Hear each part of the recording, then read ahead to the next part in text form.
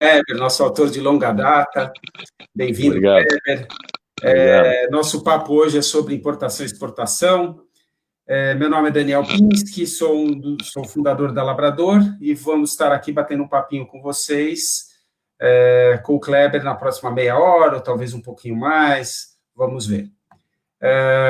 O Kleber, ele é graduado em Comércio Exterior, com MBA em Gestão de Estratégica de Empresas pela FGV, e é professor agora também da UFPR, e atua como mentor, consultor e dá treinamentos e palestras na área. Pela Labrador, ele publicou o livro que vocês podem ver aqui no cantinho do vídeo, 7 Passos para o Sucesso na Importação. Eu queria começar, Kleber, perguntando para você, pedir para você falar um pouquinho sobre a tua carreira.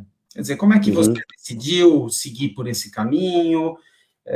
Por que você decidiu por comércio exterior? Você já sempre sonhou fazer isso? Enfim, conta um pouquinho para a gente. Muito boa a sua pergunta, Daniel, que eu gosto muito de falar da minha carreira, né? Então, também aproveitando o ensejo, eu gostaria de agradecer a oportunidade, o convite da Editora Labrador, e quero nesse momento aí compartilhar todo o conhecimento que foi colocado nesta obra para que os nossos telespectadores aí possam colocar em prática principalmente.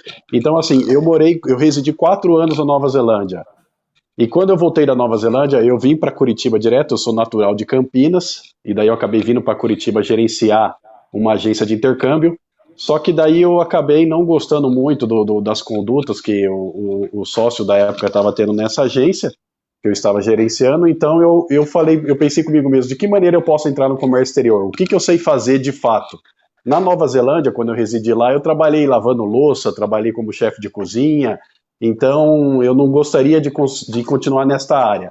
Então eu pensei comigo mesmo, eu sei falar o inglês muito bem, porque além de eu morar lá, eu estudei inglês, né? Não sou aquele cara que aprendeu do nada, eu estudava gramática, estudava em escola, tudo certinho. Então daí eu falei, vou ingressar na área de comércio exterior. Só que eu tive muita dificuldade para entrar na área de comércio exterior. Na época eu ingressei na Uninter para fazer a faculdade, para conseguir estágio, e acabei tendo muita dificuldade.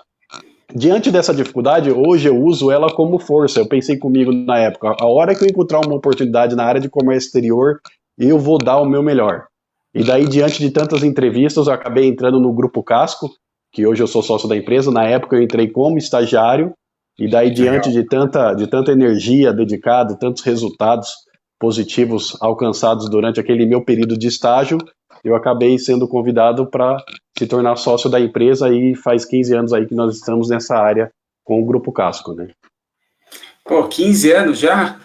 15 anos, estamos completando agora em junho.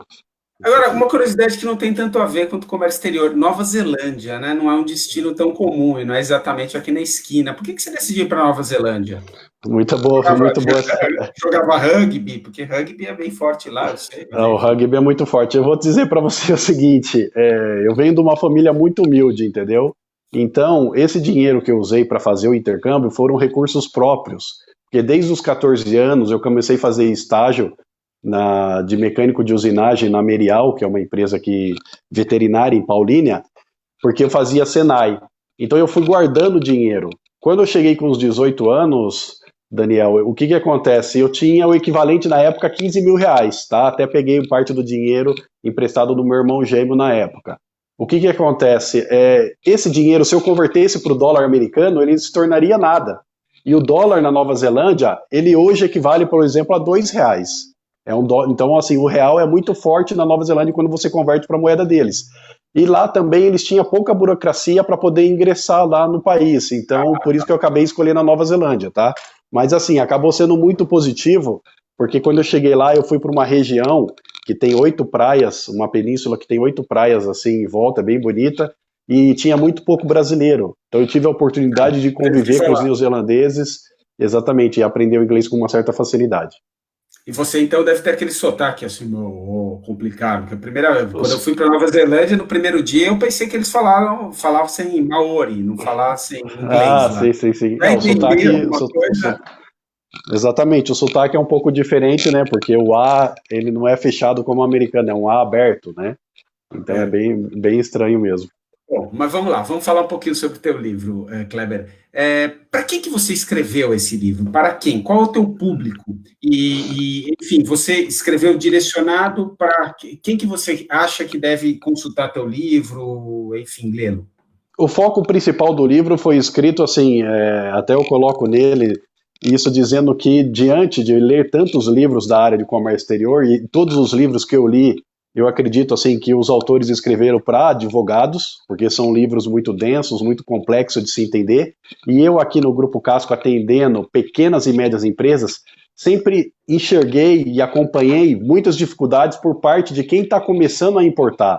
Então esse livro ele foi focado para o pequeno, médio empresário brasileiro que quer começar a importar e não sabe como começar a importar e tem dificuldade de conseguir as informações. Então, através dele, eu consegui compilar todo o passo a passo de como você estruturar a empresa, de como você tem que importar, como você desenvolve o fornecedor, como que é tributado a importação, para que ele tenha segurança nas tomadas de decisões.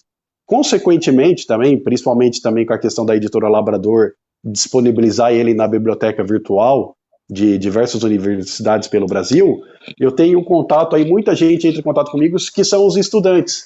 Então, hoje eu vejo que ele é muito útil, tanto para o pequeno e médio empresário que está começando a importar ou quer melhorar a sua operação, ou até mesmo para esses estudantes. Então eu ajudo os estudantes a fazer TCC, eu dou esclarecimento de como funciona, porque eu acredito que a maneira que eu explico é de uma maneira didática, né? Então eu gosto disso até para ter um feedback, entendeu? Então é um prazer realmente ter publicado esse livro e agora aí nos próximos meses a gente vai ter o livro Exportação Descomplicada, que é muito parecido também com esse, ficou um pouco maior até do que eu esperava, para que agora eu transforme as empresas brasileiras em exportadoras, entendeu? Para aproveitar aí esse dólar alto e tudo mais, né?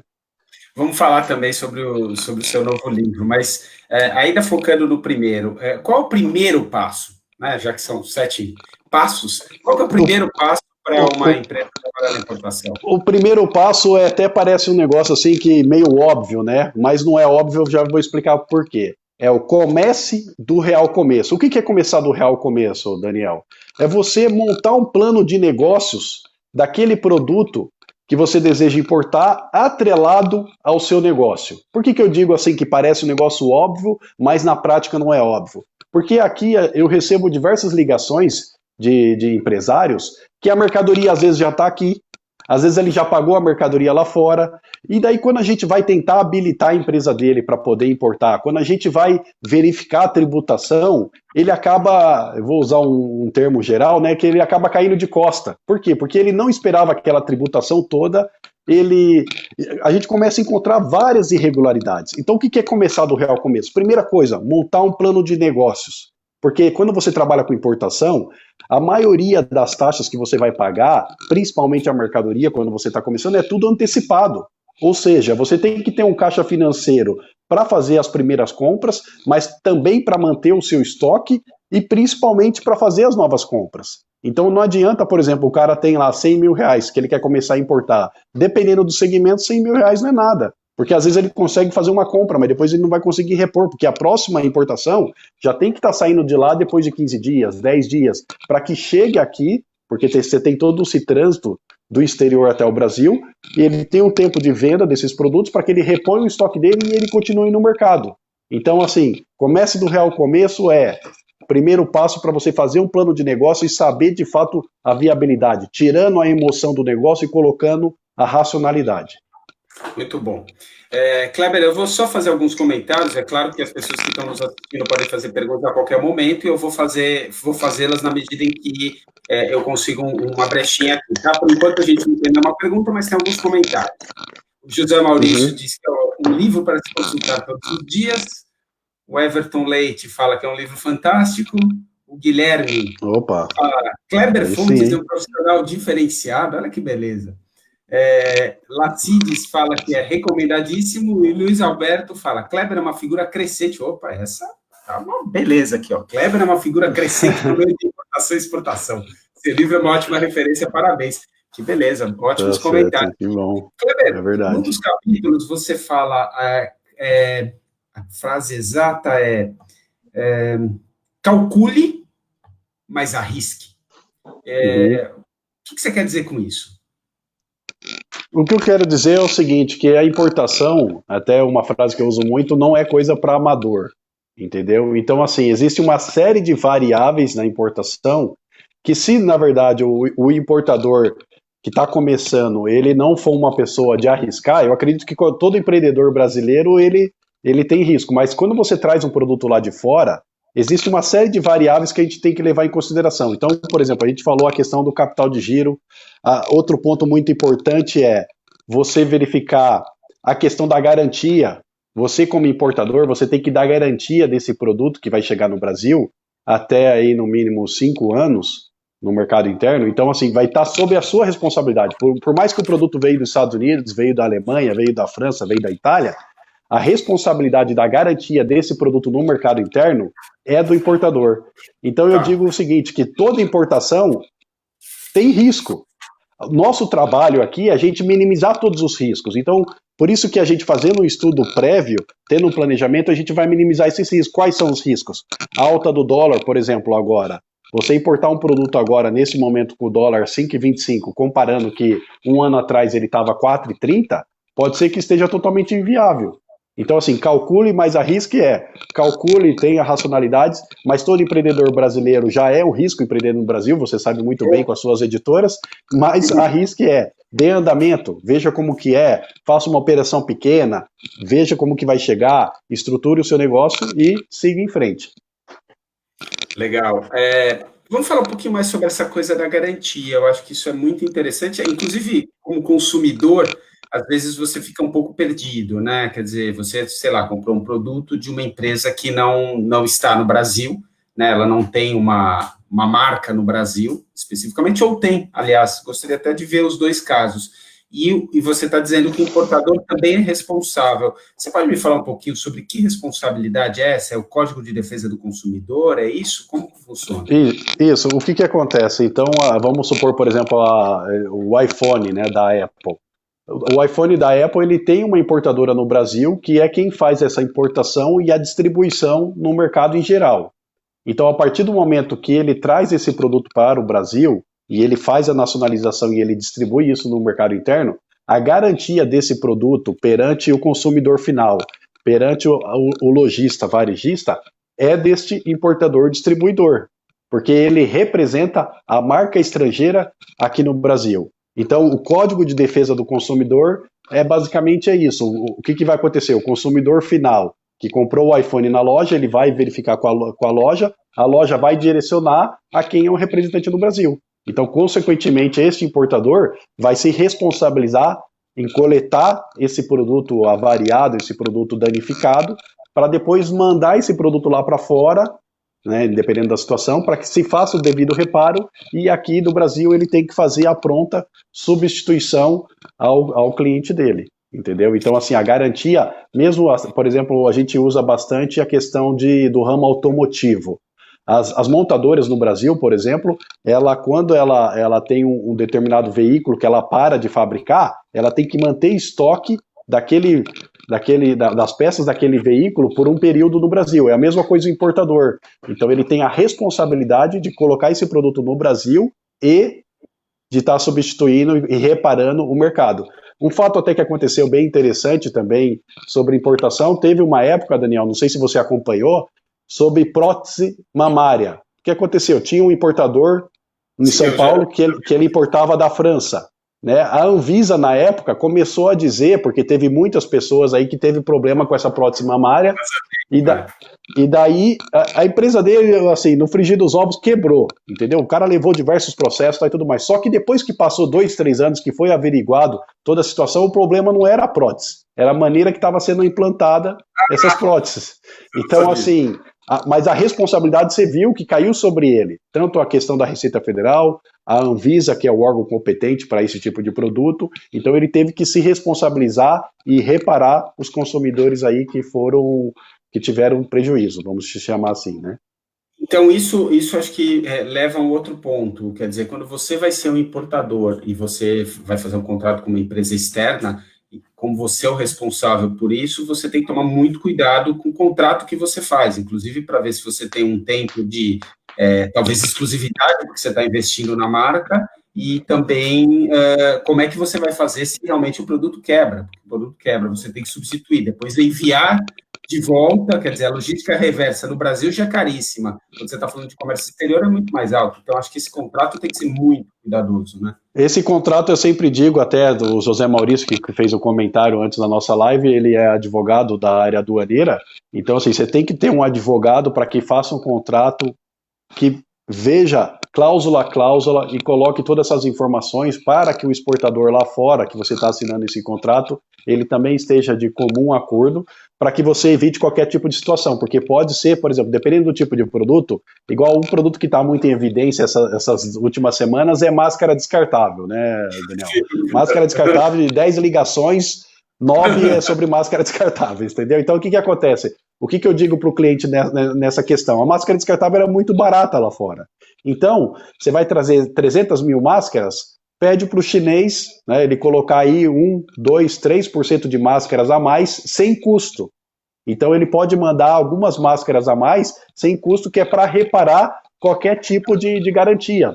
A gente tem notícia aí que muitas máscaras chegaram defeituosas. Então, assim, é importante que cada situação vai ter um caso. Por exemplo, você vai importar um equipamento de 3 milhões de dólares.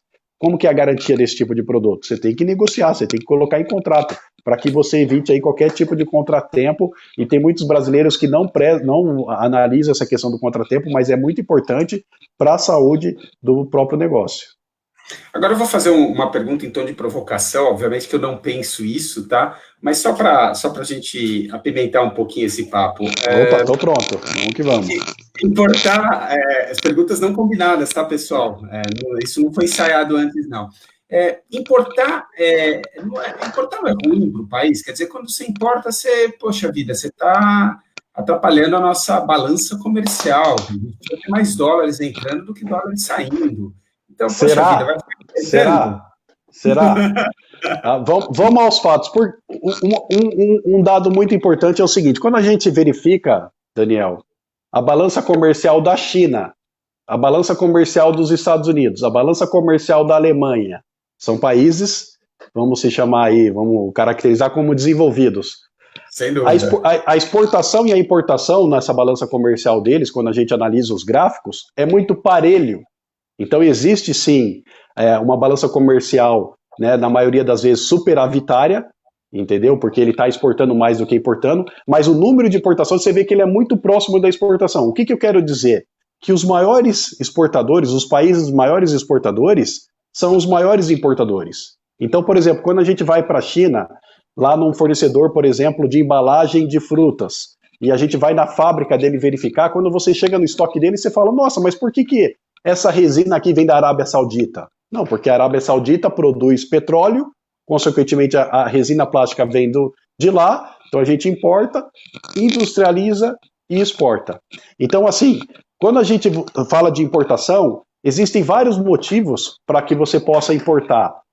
Quais são os motivos? Primeira coisa, você pode trazer tecnologia para o Brasil.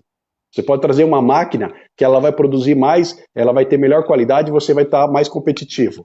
Tá? Você pode importar porque esse produto ele tem um monopólio no Brasil e você não está conseguindo comprar do fornecedor aqui. Vamos supor, por exemplo, esse produto que eu falei da resina plástica. Hoje, quem detém o monopólio no Brasil é a Braskem. Então, a Braskem, ela vende o preço desse produto aqui no Brasil pelo preço que ela quiser.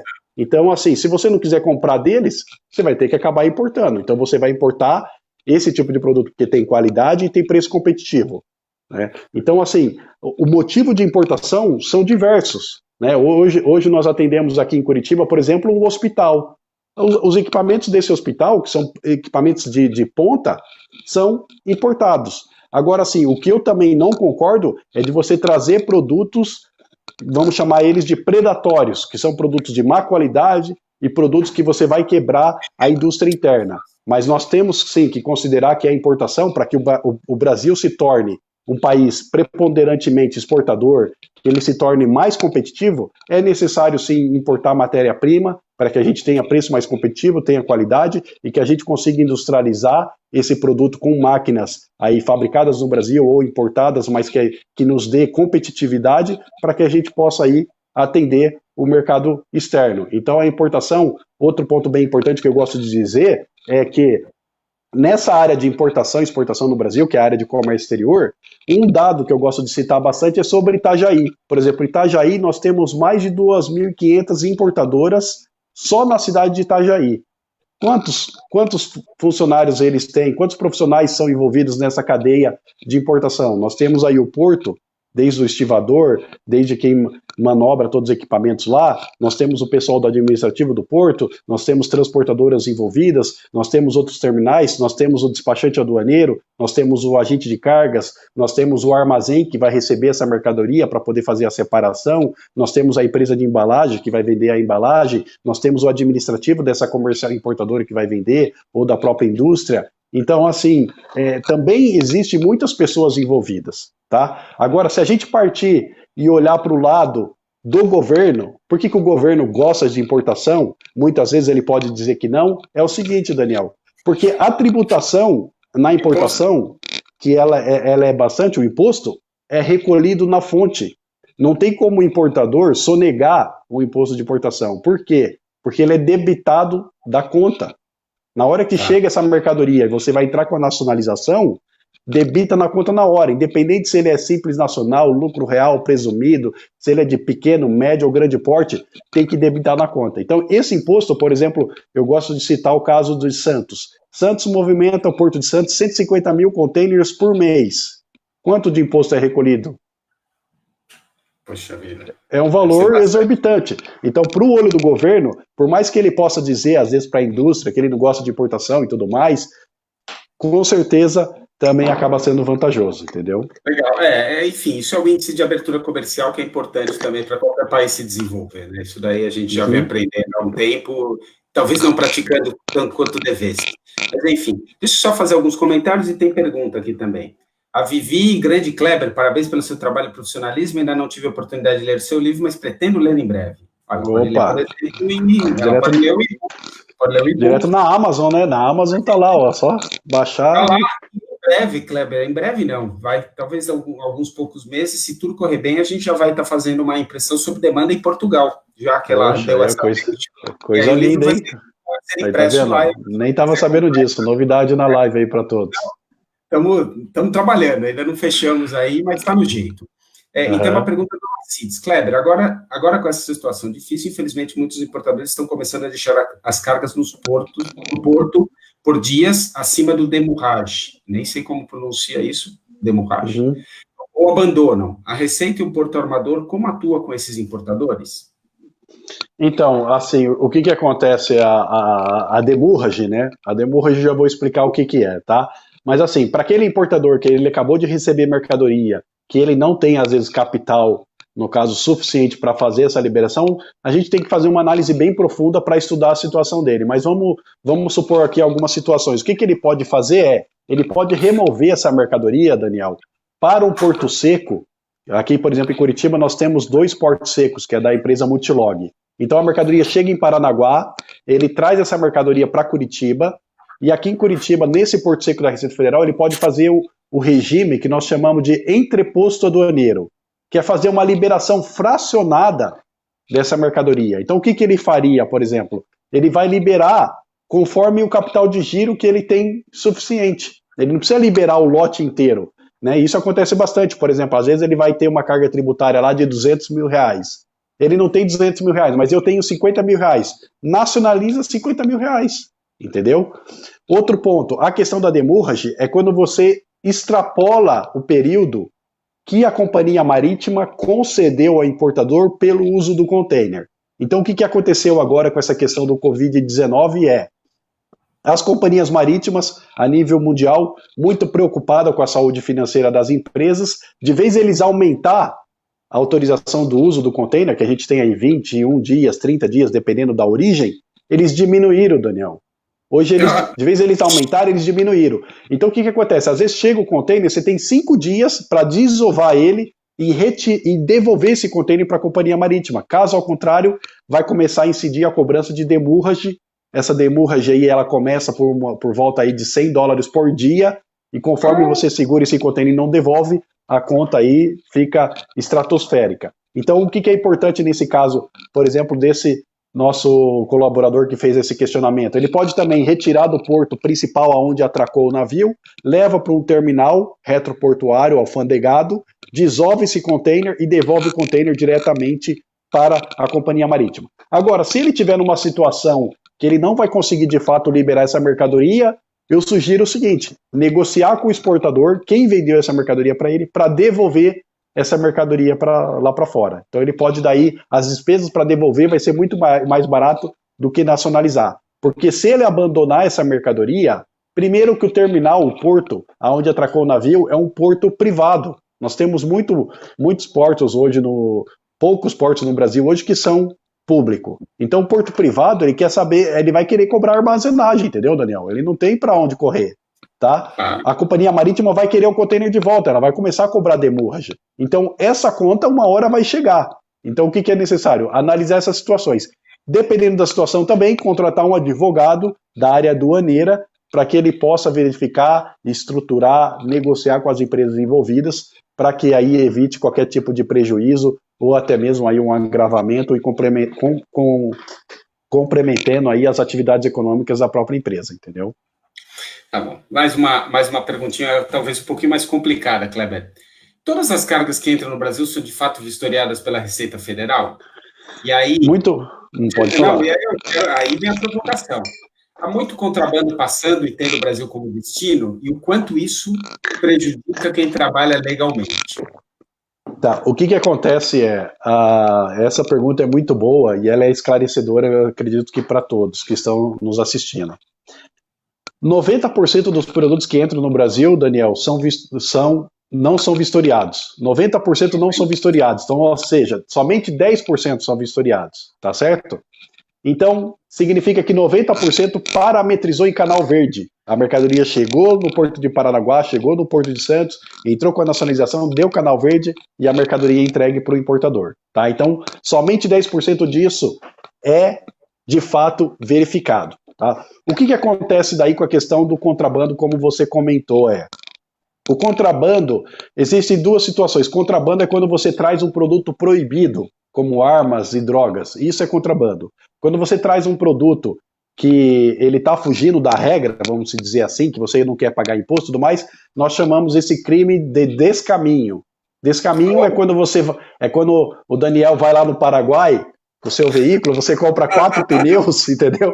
Coloca no veículo e atravessa a fronteira. E quando a Receita Federal pega, ele verifica que os pneus são novos, isso é o crime de descaminho. Porque o pneu você pode importar, mas você está trazendo por debaixo dos panos, então não é contrabando, é descaminho. Então, assim, o número de descaminho e contrabando no Brasil vem caindo consideravelmente. Por que isso? Porque a Receita Federal ela faz um filtro agora através do radar Siscomex. Então, quando você quer se tornar importador de fato, você tem que habilitar a sua empresa junto à Receita Federal para que ela tenha autorização para ela começar a importar. Então, quando você vai habilitar a sua empresa, você tem que apresentar uma série de documentos. Principalmente, Daniel, com essa questão da Lava Jato, que teve muita lavagem de dinheiro envolvida, desde que estourou a Lava Jato, a Receita Federal ficou muito mais rigorosa. Então, você quer se tornar um importador, você vai ter que apresentar uma série de documentos para a Receita Federal para que ela possa analisar essa documentação e daí, de fato, conceder esse radar Siscomex para você. Então, quando ela analisa essas informações, ela já vai verificar o capital que você está investindo na empresa, da onde veio esse capital. Eu vendi um imóvel e estou injetando na empresa. Apresenta a escritura de venda desse imóvel. Eu vendi um veículo, é um dinheiro que está vindo lá de fora. Ela vai investigar a origem desse capital. Claro que depois que você tira esse radar Siscomex, você começa a importar, você pode praticar irregularidades? Sim. Você pode praticar irregularidades depois que você já começou a importar. Só que a Receita Federal ela tem um sistema que ela vai monitorando todas as atividades da sua empresa. Então vamos supor, por exemplo, hoje você importou cadeira para escritório, amanhã você importou impressora, no outro dia você importou bicicleta. Isso já acende um alerta na Receita Federal dizendo o seguinte: esse importador é muito bom, o cara desenvolveu vários segmentos, eu vou mandar uma intimação para ele. Você recebe uma intimação, onde você vai ter que responder, e ela vai começar a verificar sua conta bancária, vai verificar seu balanço, seu balancete, seu DRE, todas as atividades financeiras da sua empresa, para verificar se você não está praticando nenhum tipo de irregularidade. Uma irregularidade que acontece bastante é sobre é sobre o subfaturamento, que é quando você vai lá, você paga no mouse para o fornecedor lá $1 e você fala para o fornecedor colocar 50 centavos de dólar na fatura comercial. Isso é chamado de subfaturamento. Significa que você está baixando a base de cálculo dos impostos e você vai recolher menos impostos, né? A Receita Federal tem mecanismos também para saber que você está subfaturando, porque o sistema da Receita Federal, através da classificação fiscal da mercadoria, que é o que determina os impostos que você vai recolher, Daniel, ela tem um range de quanto que é a média dos produtos importados no Brasil, daquele produto que você está importando. Da mesma maneira, ela tem informação lá de fora, de quanto que está saindo esse produto lá de fora. Então ela vai verificar quanto que está saindo e quanto que está chegando. Se tiver fora desse range, consequentemente, ela vai entrar com uma intimação e vai fazer a verificação. Então o número de descaminho, contrabando no Brasil vem caindo consideravelmente, porque as empresas, os empresários entendem que não vale a pena você praticar nenhum tipo de irregularidade. Você pode praticar algum tipo de irregularidade, às vezes, por não saber, por desconhecimento, mas a partir do momento que você faz algum tipo de irregularidade, você pode ter certeza que em algum momento isso vai ser identificado e você vai ser penalizado. Bom, em primeiro lugar, obrigado, porque já aprendi mais uma palavra, eu usava contrabando para tudo, obviamente. Sim, por isso que eu gosto de esclarecer, né? Agora já entendi, já aprendi mais um conceito, em primeiro lugar. Segundo, pela boa notícia, e saber que as coisas estão funcionando melhor, e que a tendência é que melhore cada vez mais. Então, isso é muito bom, porque sem nenhuma estimula a indústria. Viu, Daniel, quando o empresário ele chega para mim e ele quer praticar alguma irregularidade, eu faço uma seguinte pergunta para ele. Primeiro que eu digo o seguinte para ele, não tem interesse em te atender. Tá? Eu acho que se a gente tem 15 anos de mercado, significa que é que a gente vem fazendo um trabalho diferenciado, pé no chão e fazendo a coisa certa. Mas eu pergunto assim para ele assim, ó, na sua rede de relacionamento, quem que é o cara que você conhece, algum amigo seu, algum colega, que praticava irregularidade e está ainda no mercado? Qualquer cara, o cara mexe com o jogo do bicho, o cara mexe com venda de veículo, sei lá, clonado. Eu pergunto pro cara, quem que é de algum amigo, algum colega seu, que não emitia nota, por exemplo, o cara vende sem nota, o cara faz meia nota no mercado interno. Eu falo, quem desses caras que você conhece que está no mercado? Nenhum. Então, se você quiser ficar 15, 20, 30 anos no mercado, faça a coisa certa. Pode ser dolorido pagar os impostos? Pode ser, mas é a lei e todo mundo tem que seguir isso. Porque você pode ter certeza que se os concorrentes fazerem também a coisa certa, você vai estar praticando aí um valor saudável no mercado, saudável para todos que estão envolvidos, entendeu? Excelente. Tem uma perguntinha do Everton, acho que é um gancho com o que você estava falando antes. Ele pergunta assim, aproveitando que você está falando do radar, como está a taxa média de dólar para este ano para as análises?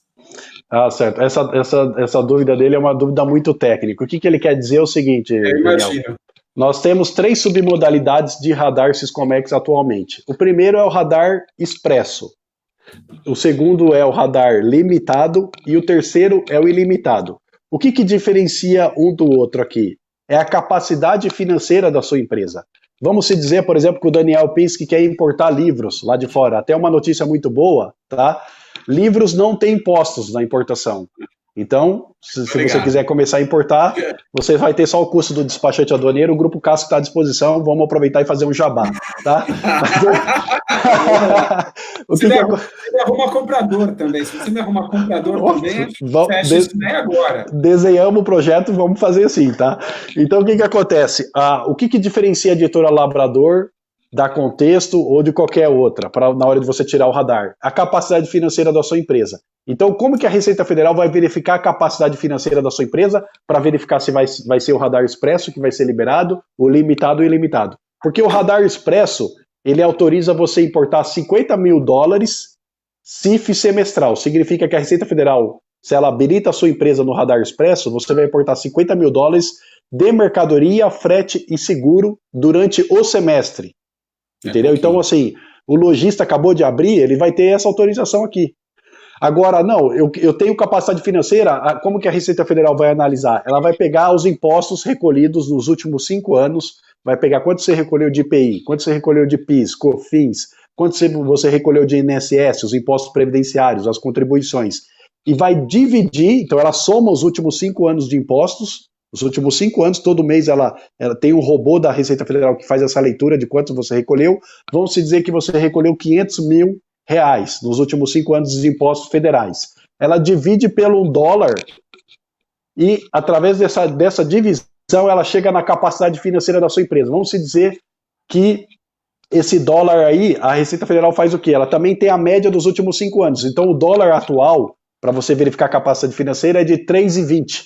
Então, se você pegar hoje, 5 anos para trás, e verificar a taxa média do dólar, nós estamos em 3,20. Tá? Então, a Receita Federal pega o seu R$500 mil da sua capacidade financeira dos impostos recolhidos nos últimos 5 anos, divide por esse dólar de 3,20 e ela vai saber a capacidade financeira da empresa. Se essa capacidade financeira for acima de $50 mil, você vai pegar a segunda habilitação, que é o radar limitado, que ele vai autorizar, Daniel, você importar até $150 mil CIF no semestre, entendeu? Agora, se você tiver uma capacidade financeira acima de $150 mil, como muitas grandes empresas no Brasil têm, você vai pegar o radar ilimitado. O radar ilimitado significa que você vai importar de maneira ilimitada, não tem trava no sistema. Então nós temos a modalidade expressa, limitada e ilimitada. O que vai diferenciar um do outro é a capacidade financeira da sua empresa, que tem que ser comprovada, e aí vai ser utilizado o dólar médio dos últimos 5 anos. Espero ter respondido aí a pergunta do Everton. Do Everton, não, acho que ficou bem claro. Até eu entendi, poxa vida. Estou longe de ser um especialista. Na verdade, eu trabalhei 6 meses numa trading quando eu comecei minha carreira, mas isso só. Foi bom a experiência? Como que foi? Conte pra gente. Eu gostei muito e eu quero até emendar uma pergunta nela, né? A gente trabalhava com diversos tipos de produto. Na verdade, desculpa, eu falei 6 meses, eu trabalhei 1 ano e meio lá. A gente trabalhava com diversos produtos, a gente exportava alto-falante, importava pêssego, molho de tomate, etc. E na época, eu não lembro exatamente quais produtos, mas o que aconteceu foi que a gente começou a montar uma marca aqui no Brasil, a gente trazia, acho que era o pêssego em calda, e o pêssego em calda era do Chile, e era um pêssego em calda de excelente qualidade, e um preço muito inferior ao que se tinha aqui no Brasil, acho que era no sul que se plantava pêssego, se eu não estou enganado. E aí, por pressão das indústrias nacional, etc., de repente veio uma taxação, uma barreira alfandegária. Eu queria que você falasse um pouquinho sobre essa coisa de barreira alfandegária. Eu sei que não é, enfim, o tópico exato do livro. Muito boa essa pergunta. Mas ele pegou a gente na contramão, quer dizer, a gente estava lá montando uma marca, tal, de repente, algo que a gente não tinha nada a ver com isso, quer dizer, a gente... não tinha controle sobre isso absolutamente nenhum, lobby em cima do governo, e pá, veio uma taxação que inviabilizou toda a operação. O que a gente faz quando esse tipo de coisa acontece? Esse tipo de taxação, a mais comum, existem vários tipos de salvaguarda, mas uma das mais conhecidas é o antidumping. O que significa? Significa que o exportador, o fabricante lá fora, ele está aplicando um tipo de, aqui eles chamam, né, de fraude, mas eles estão dizendo o seguinte, que o valor que ele está produzindo lá fora, não consegue, o brasileiro aqui não vai conseguir produzir nunca naquele valor. Significa que ele está prostituindo o mercado e vai quebrar a indústria nacional brasileira. Mas aí tem alguns pontos que eu vou sinalizar para todos vocês. O que é interessante disso, Daniel? Significa que você importava lá do Chile e os produtores nacionais, ou as distribuidoras, os fabricantes aí que faziam o invase disso, desse pêssego em calda, para fazer a revenda no mercado interno, entraram com um processo em Brasília, alegando e comprovando documentalmente, dizendo que esse produto que está vindo lá do Chile, ele vai quebrar essa indústria em específico no Brasil. Só que eu digo assim, que esse tipo de situação, esse processo no Brasil, quem consegue esse tipo de processo, somente empresas grandes, multinacionais, na maioria das vezes, que têm um corpo jurídico e tem capital para bancar esses advogados. Por quê? Porque quando você entra com um processo desse, você tem que apresentar uma série de relatórios, uma série de documentos, mostrando de quanto que sai o produto lá, quanto que ele chega aqui, mostrando quanto que o produtor nacional consegue produzir, quanto que ele consegue vender. Mas o que eu quero dizer, né, com toda essa explicação, é que existem muitos antidumpings no mercado brasileiro irregular. Eu vou dar um exemplo para você, por exemplo, tá? De um produto, daquele porcelanato, sabe aquele porcelanato bege, que quando você entra no material de construção, aquele 60x60, que é o primeiro que está estampado ali, foi colocado um antidumping. Esse produto vinha da China. Então, eu estou lá comprando uma casa, vou reformar minha casa, vou construir uma casa, e eu quero comprar aquele 60 por 60 que veio da China, vou no material de construção aqui em Curitiba, eu conseguia comprar ele por R$ 20, tá? O metro quadrado. Então era um preço competitivo, um preço bom para o consumidor final brasileiro. Uma indústria lá do sul de Santa Catarina, que eu não preciso mencionar o nome, mas lá do sul de Santa Catarina, ela entrou com um pedido de antidumping junto ao governo brasileiro, tá? Ela foi e conseguiu essa aplicação do antidumping. O governo brasileiro estudou lá, falou, então, para cada metro quadrado importado, você tem que pagar mais $10. Ou seja, significa que importar aquele produto da China inviabilizou, tá? Inviabilizou. Só que essa mesma indústria que entrou com o processo, Daniel, ela não consegue atender 10% do mercado brasileiro. Ela não consegue atender 10% do mercado. Ela não tem capacidade de produção de atender 10% do mercado brasileiro.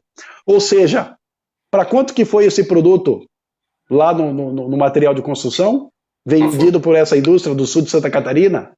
45, 50, 60 reais. Quem que foi prejudicado?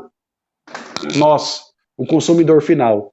Então, assim, essa questão liberal de você abrir portos e fronteiras significa assim, nós temos que dar apoio para a indústria brasileira, sim, entendeu? Nós temos que dar muito apoio para que eles sejam bem competitivos para competir com o produto lá fora, mas também nós não podemos prejudicar o consumidor final, porque aquela pessoa que às vezes mora numa periferia que teria interesse em comprar aquele mesmo porcelanato, hoje inviabilizou, consequentemente ela não vai comprar nem da indústria nacional, consequentemente ninguém vai ganhar nada, nem eu que estou na área de importação, nem o importador, nem a indústria nacional. Então tem que tomar muito cuidado. Então eu digo assim, muitos antidumpings, e o Brasil junto à OMC, a Organização Mundial do Comércio, é o país que mais pede antidumping a nível mundial. Então, querendo ou não, ainda é um país protecionista, né? No seu caso, como você comentou, da questão do pêssego, em nenhum momento o governo federal, ou em nenhum momento esse produtor, verificou quantos empregos também seriam prejudicados na importação e distribuição de pêssego em calda. O que deveria fazer o governo nesse caso é baixar os impostos para a produção nacional e não necessariamente aplicar uma medida para viabilizar o negócio que você estava investindo, entendeu? E realmente não era um antidumping, não era um dumping porque simplesmente a indústria era mais produtiva no Chile, acho que tinha questões de clima também, então você conseguia produzir mais barato, é isso que acabava acontecendo, né? Bom, enfim, eu vou fazer só mais uma pergunta do pessoal aqui e depois a gente já vai encerrando, porque na verdade é uma meia hora, já estamos com 43 minutos. Nossa, passou rápido, hein? Passou bem rápido, as suas explicações são muito claras e muito interessantes, então a coisa vai andando. Poxa, obrigado pelo... Opa! It's ready. Opa, você sumiu. Peraí. Peraí. Você voltar, peraí. Calma que ele está voltando, pessoal. Agora ele voltou. Opa, caiu aqui e eu já voltei. Você deve ter desaparecido. Desapareceu por um minuto. Bom, tá. Vamos lá. Não, ótimo. A pergunta do José Maurício importação de produtos de marcas famosas. Quais os cuidados? Me parece que está havendo muita apreensão pela Receita Federal. Confere? Então, o que acontece? Então, esse tipo de pergunta do Dr. José Maurício é sobre o seguinte, né? Tem muitos pequenos e médios empresários que muitas vezes ele vai lá, por exemplo, nos Estados Unidos, ele vê uma marca famosa, né? Vamos supor uma Hollister, aí, que é uma marca famosa na área de vestuário, e ele começa a comprar lá nos centros de distribuições dos Estados Unidos ou nos outlets em Orlando e começa a trazer para o Brasil. Então, essa pergunta é esclarecedora porque é o seguinte, para você, importador brasileiro, poder importar uma marca lá de fora, uma marca principalmente famosa, você tem que ter autorização dessa marca. Então, antes de você importar, é importante que você entre em contato com a empresa lá fora, verifique se ele não tem nenhum representante ou distribuidor aqui no Brasil, para que você tenha autorização de trazer esta marca ao Brasil. Se você não tem autorização, até vem de encontro com aquilo que a gente falou aqui na live. Lembra que 90% das mercadorias importadas entram no Brasil sem fiscalização? Se a sua importação, você comprar uma marca famosa, ela passar no canal verde, ninguém vai ver. Mas, a partir do momento que tiver uma parametrização em canal amarelo, canal vermelho, ou se a própria marca lá fora identificar que você está mandando esse produto para o Brasil sem autorização, você pode ter a apreensão da mercadoria, ou você pode ter, às vezes, uma acusação até de de falsificação. Eu já vi muitos produtos, né, falsificados entrarem no Brasil dizendo que era original, então você tem que tomar bastante cuidado. Então, antes de você ter a ilusão de que você achou a galinha dos ovos de ouro e achar que vai ficar rico trazendo um produto lá dos Estados Unidos, uma marca famosa, entre em contato com essa marca, peça autorização, tenha um ofício, um documento de fato autorizando isso, com prazo de validade, pelo período, de que maneira você pode atuar no mercado, para que você evite qualquer tipo aí de contrafação, qualquer tipo de irregularidade junto ao mercado interno. Legal. E, bom, muito obrigado, Kleber. Para encerrar, eu só queria que você desse um spoilerzinho sobre o teu novo livro. Opa! O Exportação Descomplicada. Só o que ele vai falar, enfim, o título já é um pouco esclarecedor, mas se você puder dar um spoilerzinho para a gente. Até sobre a exportação descomplicada, Daniel, eu gostaria de fazer um elogio ao vivo. A capa que vocês fizeram do Exportação Descomplicado, olha, eu vou, assim que chegar o exemplar, eu vou colocar ele debaixo do meu travesseiro, que ficou coisa linda, meu. Nossa, coisa linda. Muito obrigado. Todo mundo que vê aquela capa fala, impressionante. O cara bate o olho, ele sabe que é um saco de café e que é um produto de exportação brasileiro muito forte, muito conhecido. Então, exportação descomplicada, a minha ideia é o quê? Para esses estudantes, para o pequeno e médio empresário brasileiro, eu quero mostrar para eles que existe um potencial muito grande na área de exportação.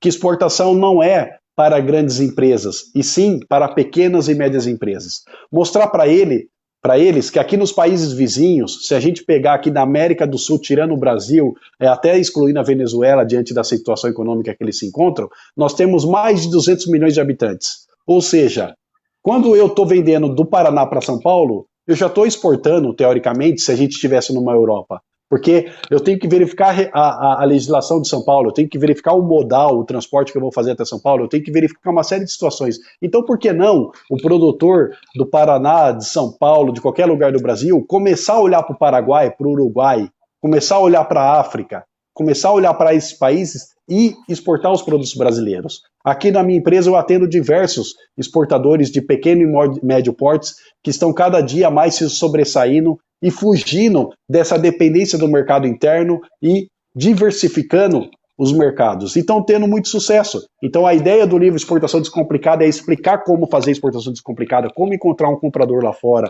quais o passo a passo disso, como que você tem que verificar cada tipo de situação, como que tem que ir a documentação, como que você contrata a logística. Vem muito de encontro com o livro de importação, mas a minha ideia é de fato empoderar o pequeno e médio empresário brasileiro e falar para ele, vai que dá para fazer, vai que esse livro vai te dar o embasamento, eu confio em você, vai para cima e faça acontecer. Basicamente é isso. Dá poder para ele e falar, vai, não fica só pensando no mercado interno, vamos pegar os livros aí da editora Labrador, vamos atender o mercado uruguaio, vamos atender a Argentina, não dá para atender um autor argentino? Dá para atender. Fabrica aqui, se for o caso, imprime aqui e exporta para ele. Isso é exportação. Dá informação para que eles possam diversificar o mercado e crescer aí financeiramente e vai ser bom para todo mundo, tá certo? Afinal, como você sempre fala, é tudo uma questão de logística, é isso? Afinal, é tudo uma questão de logística, é uma questão de mentalidade, né? Tem muitos empresários que o pessoal, eu digo que o empresário brasileiro, ele apanha tanto no mercado interno, entendeu, Daniel? Ele apanha tanto que ele vai desanimando. Principalmente agora aí que as empresas estão no lockdown, ele vai desanimando. Então a minha ideia é falar para ele, ó, antes de desanimar, dá uma olhada nos países vizinhos, dá uma olhada nos países africanos, dá uma olhada em outros países que eles vêm comprar muitos produtos brasileiros. Qual produto que você tem aí, que eu tenho certeza que ele é competitivo a nível internacional, principalmente aí considerando a alta do dólar, você pode o quê? Exportar. Você pode receber antecipado, como os chineses fazem, você pode ter uma margem melhor, você não vai ter tributação, você só vai ter imposto de renda e contribuição social, que somando esses dois impostos vai dar 2,3%, que é muito pouco. Então dá para fazer muita coisa. E usar esses exemplos de outros pequenos e médios exportadores que estão exportando e utilizar eles como espelho. Então é muito importante isso daí. A minha ideia é tornar o Brasil um país exportador. Eu rasgo esse Paraná fazendo palestras e toda vez eu mostro através de dados que dá para fazer, que vem tendo um incremento na área de exportação e que a gente tem esse potencial e nós devemos explorar ele sim. Kleber, bom, queria agradecer muito a tua presença aqui, foi, enfim, super esclarecedora. Eu aprendi um monte de coisa. Opa, que bom, fico feliz. E tenho certeza que o público também. Se você quiser deixar algum serviço, alguma maneira de te contatar, seria legal. Ótimo. Então, todo o meu trabalho, eu tenho uma maneira de compartilhar ele através do meu Instagram. Então, eu tenho kleber.fontes no Instagram. Eu também fiz agora um perfil específico para o livro de exportação, que é Exportacão, _descomplicada. Então, 2 perfis aí no Instagram. Eu também tenho o meu LinkedIn, Kleber Fontes no LinkedIn. Então, é só me adicionar lá. Tem a minha fanpage também no Facebook. Eu sou um entusiasta da área, eu vivo isso 24 horas, amo o que eu faço, amo dar informação, amo compartilhar, porque eu gosto, eu não tenho tesão maior de que ouvir o exportador falar, Kleber, mercadoria chegou, tá tudo certo, deu sucesso. E é isso que eu gosto de fazer. Então, siga a gente aí no Instagram, que vai ser um prazer passar mais informações para vocês e dar um embasamento aí para que vocês tenham bastante sucesso, tá certo? Legal. Kleber, muito obrigado. Eu que agradeço mais uma vez a oportunidade, Até Daniel. a próxima. Tamo junto, obrigado, até. Tchau, tchau. Tchau. Tchau, tchau.